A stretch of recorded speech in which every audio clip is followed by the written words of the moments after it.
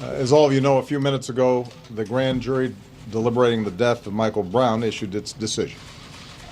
It's now come that either way was going to be subject of intense disagreement, not only in Ferguson, but across America. So I just want to say a few words suggesting how we might move forward.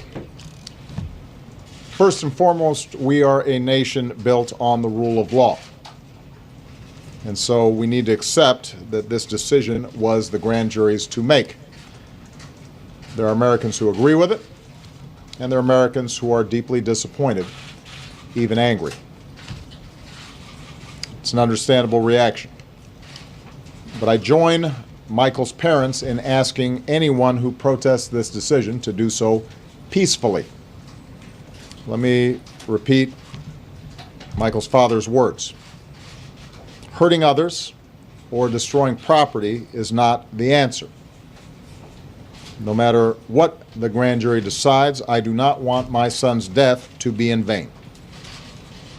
I want it to lead to incredible change, positive change, change that makes the St. Louis region better for everyone. Now, Michael Brown's parents have lost more than anyone. We should be honoring their wishes. I also appeal to the law enforcement officials in Ferguson and the region to show care and restraint in managing peaceful protests that may occur. Understand, our police officers put their lives on the line for us every single day. They've got a tough job to do to maintain public safety and hold accountable those who break the law. As they do their jobs in the coming days, they need to work with the community, not against the community, to distinguish the handful of people who may use the grand jury's decision as an excuse for violence, distinguish them from the vast majority who just want their voices heard around legitimate issues in terms of how communities and law enforcement interact.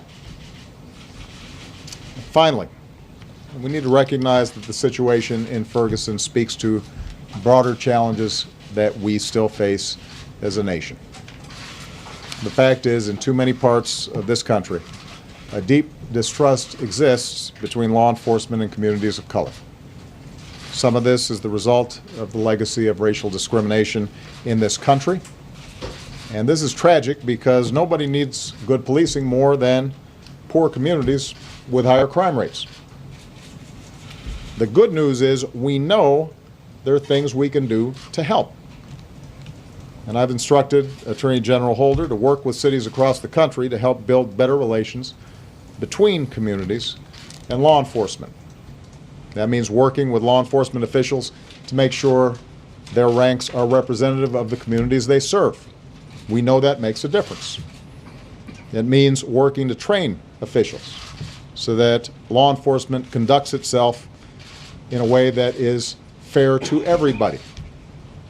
It means enlisting the community actively on what should be everybody's goal, and that is to prevent crime. And there are good people on all sides of this debate, as well as in both Republican and Democratic parties, that are interested not only in lifting up best practices,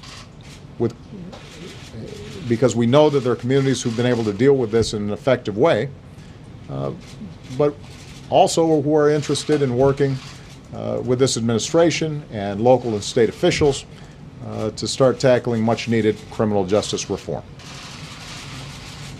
So those should be the lessons that we draw from these tragic events.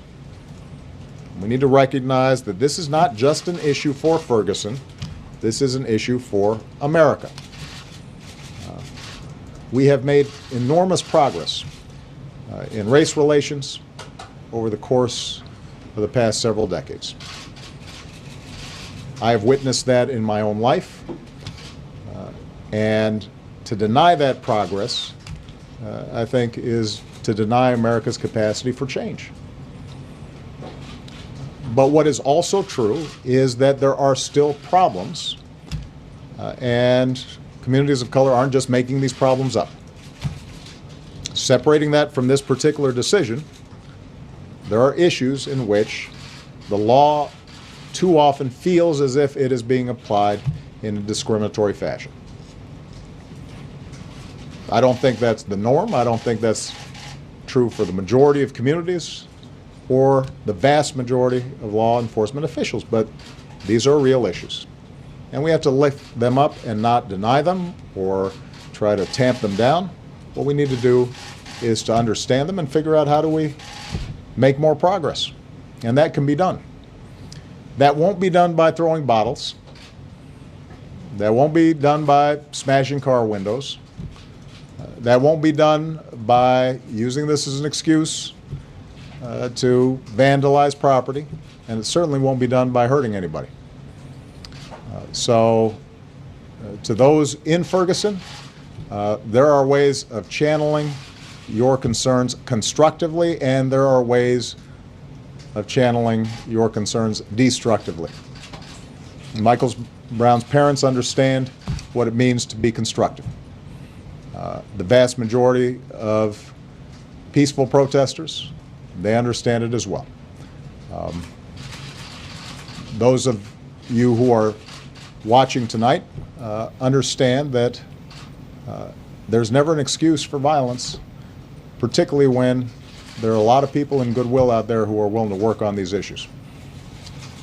On the other hand, those who are only interested in focusing on the violence and just want the problem to go away need to recognize that we do have work to do here. Mm-hmm. And we shouldn't try to paper it over.